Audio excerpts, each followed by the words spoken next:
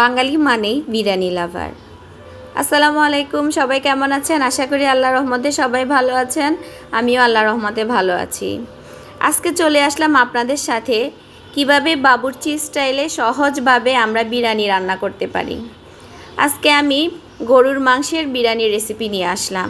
এখানে আমি পেঁয়াজগুলো ভালোভাবে বেরেস্তা করে নিচ্ছি। খুব সুন্দর একটা কালার এভাবে করে নিলাম। এর চেয়ে বেশি ভাজতে যাবেন না, তাহলে কালারটা নষ্ট হয়ে যাবে এবং বেরেস্তাটা তিতা তিতা ভাব লাগবে। অনেক সুন্দর হয়েছে আমার বেরেস্তার কালার।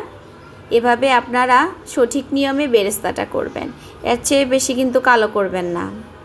এখন আমি বিরিয়ানির সাথে আলু দিব, এজন্য আলুগুলো ভালোভাবে ভেজে নিব যেন মোটামুটি সিদ্ধ হয়ে যায়, এভাবে ভাজবো।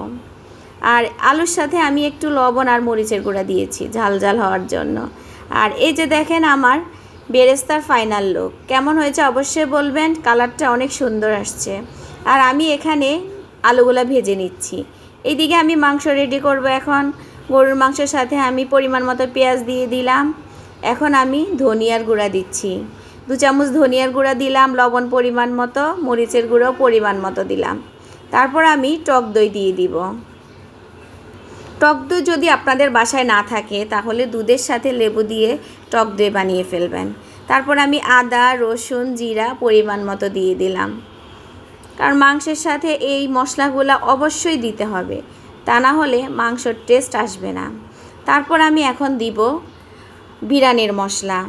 বিরিয়ানির মশলা এখন দিয়ে দিলাম আর ভালোভাবে নেড়ে ছেড়ে আমি এখন মিশিয়ে নিব। আর একটু টমেটো সস দিব। হাত দিয়ে যত ভালোভাবে মশলাটা মিশিয়ে নেবেন তত বিরিয়ানির স্বাদ ভালো আসবে। এগুলা মিশিয়ে আমি কিছুক্ষণ রেস্টে রেখে দেব, ভালোভাবে মশলাটা যেন মাংসের মধ্যে প্রবেশ করে। এজন্য হাত দিয়ে দেখেন আমি খুব সুন্দরভাবে মিশিয়ে নিচ্ছি। এভাবে সুন্দর করে আপনারাও মিশিয়ে নেবেন। তারপর আমি একটা প্রেসার কুকার বসিয়ে দিলাম চুলায়। এখন আমি পরিমাণ মতো তেল দিয়ে দিলাম প্রেসার কুকারে। তারপরে মাংসগুলা দিয়ে দিচ্ছি।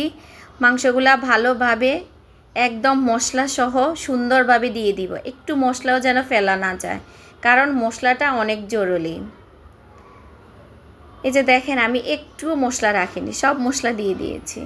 এখন আমি ভালোভাবে মাংসটা নেড়ে ছেড়ে ভালোভাবে কষিয়ে নিচ্ছি। ভালোভাবে যখন কষানো হয়ে যাবে তখন আমি প্রেসার কুকারের ঢাকনা দিব। এখন আমি ঢাকনাটা লাগিয়ে দিব প্রেসার কুকারের, যেন ভালোভাবে সিদ্ধ হয়ে যায়। আমি 3-4টা সিজ দেওয়ার পরে খুলে দেখলাম কেমন হয়েছে, দেখি সিদ্ধ হয়ে গেছে। এখন আমি একটা প্যানে তেল দিয়ে দিলাম পরিমাণ মতো। তেলটা গরম হওয়ার পরে আমি পোলাও চালগুলা দিয়ে দিলাম। এখন ভালোভাবে পোলাও চালগুলা ভেজে নিব যতক্ষণ পর্যন্ত না সুন্দরভাবে ভাজা হয়। তারপর আমি পরিমাণ মতো লবণ দিয়ে দিলাম। এখন আমি পরিমাণ মতো পানি দিব। আমি সব সময় 1 পট চাউলের জন্য 2 পট পানি দেই। এখানে আমি 1.5 কেজি চাউল নিয়েছি, তাই সেই পরিমাণ মতো আমি পানি দিয়েছি। এভাবে আপনারা চেষ্টা করবেন যেন 1 পট চাউলের জন্য 2 পট পানি নেওয়া হয়, তাহলে আপনার পোলাওটা এত সুন্দর হবে, একদম জর্জরে। আর এখন আমি আলুগুলা দিয়ে দিব, ভেজে রাখা আলুগুলা ভালোভাবে মিশিয়ে দিচ্ছি। তারপর আমি গরুর মাংস দিয়ে দিব। এই যে আমি গরুর মাংসটা ঢেলে দিলাম। এখন সুন্দরভাবে নেড়ে চেড়ে কষিয়ে নিব। অনেকে আসলে আমরা পোলাওটা রান্না হওয়ার পরে তারপর গরুর মাংসটা দেই, এভাবে কিন্তু সব কিছুর সাথে গরুর মাংসর মশলাটা মিশে না, সব পোলাও চালের সাথে। এভাবে যদি একটু আগে দেন তাহলে সুন্দরভাবে মিশে যাবে।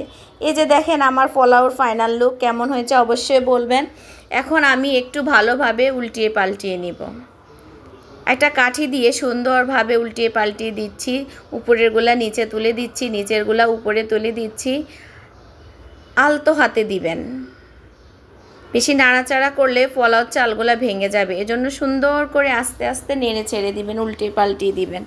তারপরে এখন আমি দমে রাখার জন্য এগুলা সুন্দরভাবে সব দিক থেকে আস্তে আস্তে চেপে চেপে দিয়ে দিব, কারণ অল্প একটু দমে রাখবো আমি, আর যেন সুন্দরভাবে হয়ে যায় পোলাওটা। এখন আমি বেরেস্তাটা দিয়ে দিব।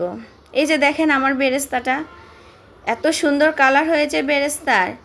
আর এখন আমি একটা চিকন কাঠি দিয়ে সুন্দরভাবে নাড়ব। আপনারা যখন পোলাও বা বিরিয়ানি রান্না করা শেষ হয়ে যাবে তখন একটা চিকন কাঠি দিয়ে নাড়বেন, তখন আর মোটা কাঠি দিয়ে নাড়বেন না। মোটা কাঠি দিয়ে নাড়লে পোলাও চালগুলা ভেঙে যাওয়ার সম্ভাবনা থাকে।